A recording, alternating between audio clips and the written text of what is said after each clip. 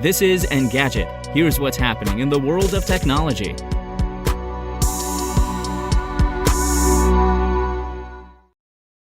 Today is May 16th. Earlier this week, David Harville, one of 7 former eBay employees involved in a 2020 campaign to harass the creators of a newsletter critical of the e-commerce company, pleaded guilty to 5 federal felony charges, ending one of the most bizarre episodes in recent tech history. In June 2020, the U.S. Department of Justice charged 6 former eBay employees, including Harville, with conspiracy to commit cyberstalking and conspiracy to tamper with witnesses. Of the group, Harville was the final employee to admit involvement in the harassment campaign that targeted Ina and David Steiner, the Associated Press reported on Thursday. In 2019, the Massachusetts couple published an article in their EcommerceBytes newsletter about litigation involving eBay.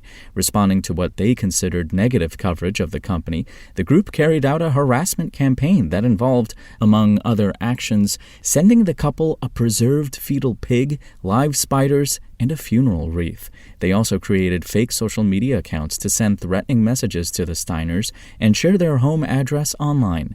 According to the Department of Justice's original 2020 filing, part of Harville's involvement in the campaign included a plot to install a GPS tracking device on the Steiners' car. Harville, alongside James Baugh, one of the other former employees charged in the scheme, carried with them fake documents allegedly designed to show the two were investigating the Steiners for threatening eBay executives. Last July, a federal judge sentenced Philip Cook, the first of the 7 former employees convicted in the scheme, to 18 months in prison.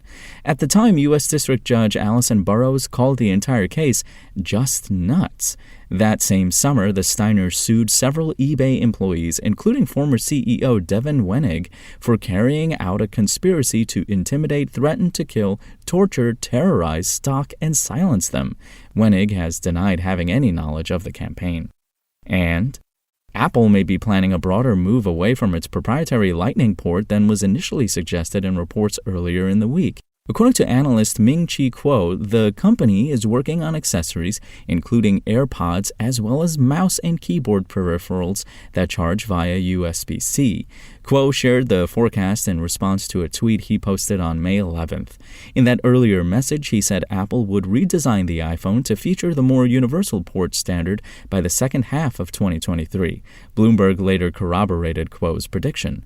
Exactly when Apple could move its accessories to USB-C is unclear. Kuo only said the transition would happen in the foreseeable future. According to the report Bloomberg published on Friday, Apple won't release a USB-C iPhone until next year at the earliest.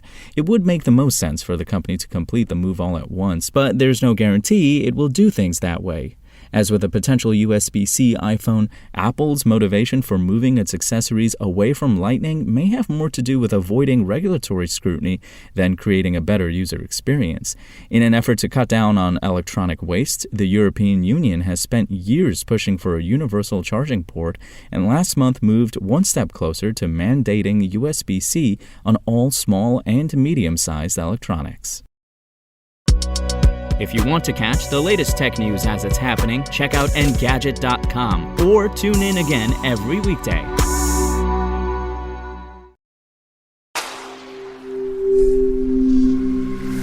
Spoken Layer.